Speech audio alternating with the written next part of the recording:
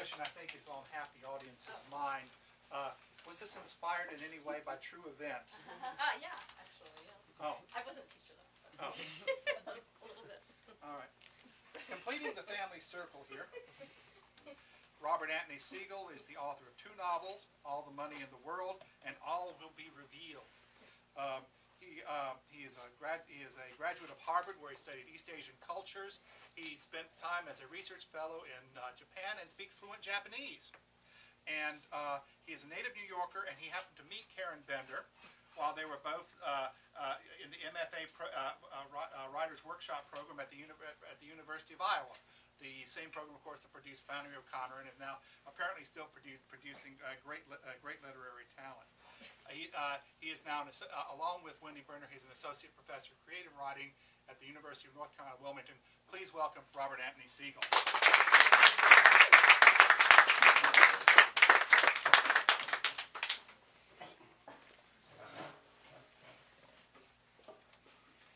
Hi, everyone.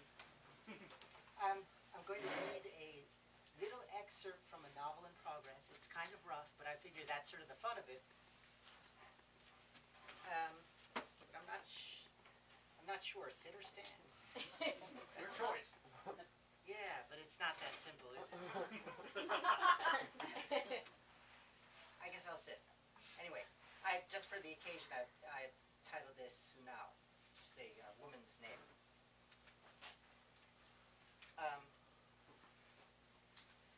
When I met Sunao, I was in graduate school at the University of Tokyo, studying Japanese literature, but secretly dreaming of becoming a writer. Sunao was in the last year of an expensive private college in a fancy part of town, studying early childhood education. She was nearing the end of a long, boring adolescent period when she was trying to become the opposite of her mother, or so she told me. She didn't want to become a good cook, or keep the house clean, or be loved by children, or be nice to anyone, for that matter, or be admired by the neighbors, or carry handbags that matched her shoes, or develop any of the traditional female accomplishments that are expected of a young lady of marriageable age from a good family. Calligraphy, or flower arranging, or Japanese dance. Instead, she drank shochu and smoked golden bat cigarettes, though not in front of her parents, and wrote science fiction stories in which androids took on unplanned human emotions and had imaginary pregnancies, and gave birth to children that were strings of computer code. So it seemed like a major piece of luck when I got her, a view she agreed with. She told me that what she liked about me was that I needed her so badly, since I understood nothing about Japan or the Japanese. You're a being from another planet, she said, and I'm your human guide, like a sci-fi movie. I want to be the only one who understands you. I want you to understand me, I said, my mouth hanging open at the miracle that this was happening to me, a passionate love affair. I was 22. And I want you to be the only one who understands me, she said. I want to understand you, I said. She suddenly looked bitterly amused. No, you don't. Not really. If you did, you'd realize this is just play acting. What is? All of this, you and me. She had a way of sticking the knife in both of us simultaneously. In less than a year, I'll be teaching kindergarten in some suburb or other while looking for an eligible man to marry. I knew how strictly tracked Japanese society was. That was part of what made it exotic to me. It gave me a chance to feel more advanced, a citizen of a modern culture in which it was taken for granted that an individual shaped her own destiny. You don't have to do what everyone else is doing, I said. My role was always as a sort of straight man. She gave me a look as if I was an idiot. Resistance is futile in a country like this, because the thing you reject isn't just out there, it's in here. She tapped her head. Obedience is encoded in us through 5,000 years of inbreeding. Are you saying that you are genetically unable to stop yourself from becoming a kindergarten teacher? Can a sunflower refuse to follow the sun? Can a girl refuse to grow breasts? Looking back, She wasn't wrong about me. Deep down, I couldn't understand. That made her furious, and she broke up with me often, usually when I was at her house and the trains had stopped running for the night, which meant I'd have to walk an hour back to my place. Afterwards, I'd call and leave messages, and only after many days of messages would she pick up the phone. "I'm angry at you because you left," she said to me once. "You told me to leave. If you really loved me, you would have found a way to convince me to let you stay." She kept reminding me that, as a foreigner, I was not an eligible marriage prospect. "You don't want to marry me anyway. You would never even consider marrying me," she said. "I'm too ugly." She looked like she'd come off a scroll from the Heian era. A round full moon face and quizzical amused eyebrows, long thin eyes, like a cat that is pleased. Big full lips. I had no idea that this wasn't the general ideal anymore, that it hadn't been the ideal for about 1,000 years. But she told me that she had been teased all her life about her big face and fat lips. "I think you're beautiful," I said. I could see that she knew I meant it, and also that she despised me for it. "That's because you're a foreigner," she said, "and don't really know what Japanese women are supposed to look like. So you think you're ugly too."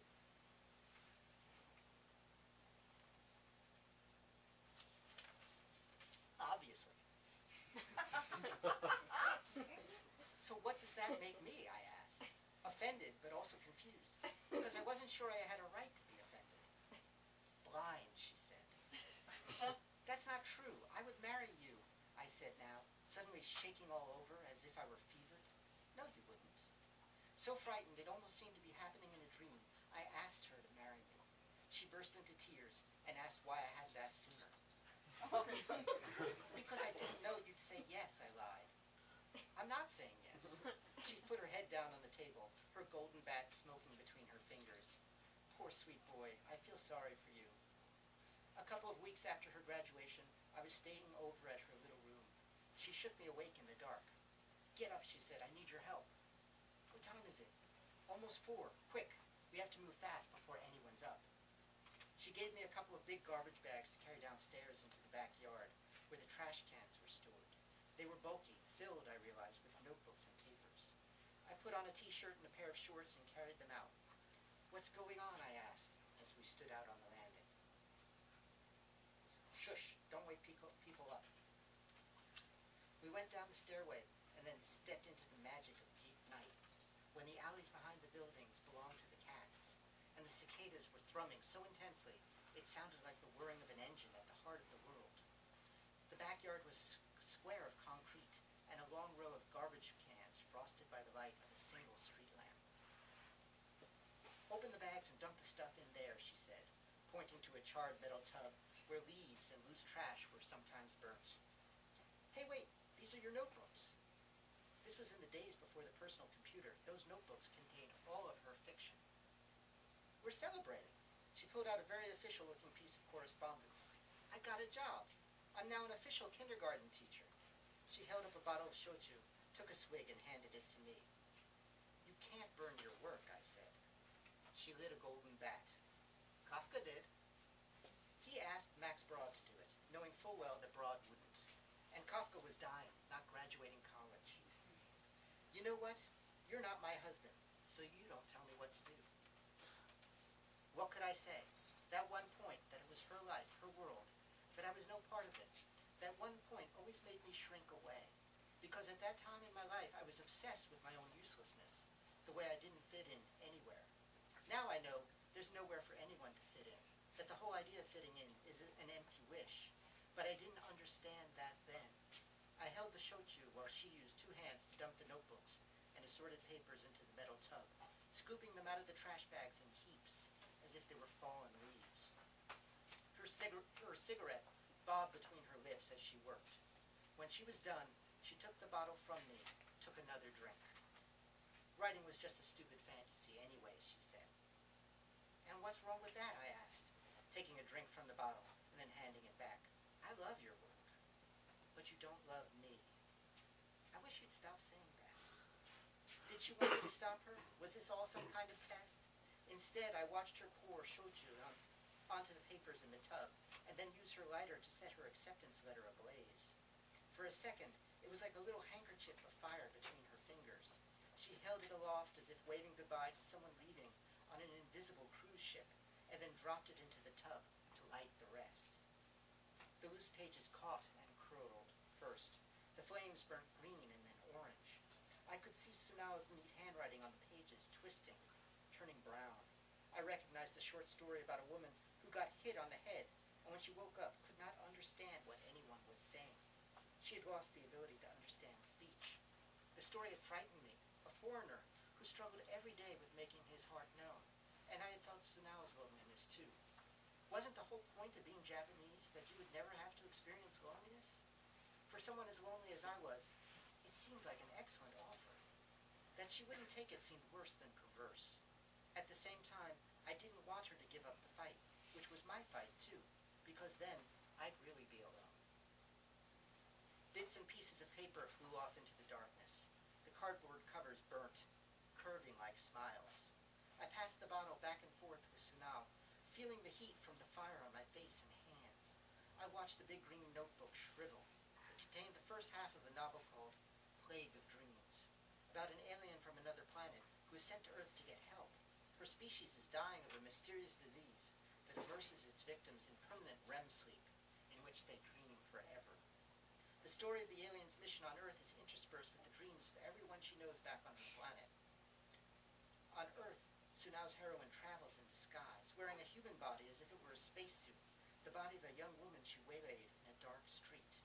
The antidote to the plague can only be formulated using a molecule found in the hearts of children who have never known love.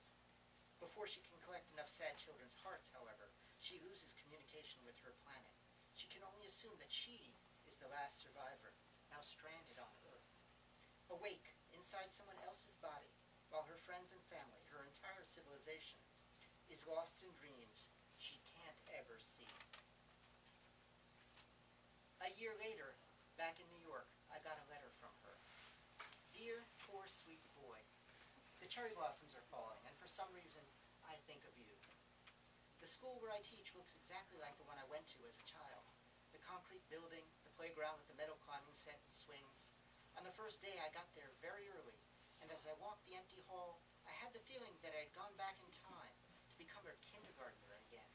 Worse, that I had somehow fallen asleep in the middle of class and dreamed that I was an adult. Though the dream had seemed to take 22 years, it was really only a few minutes long.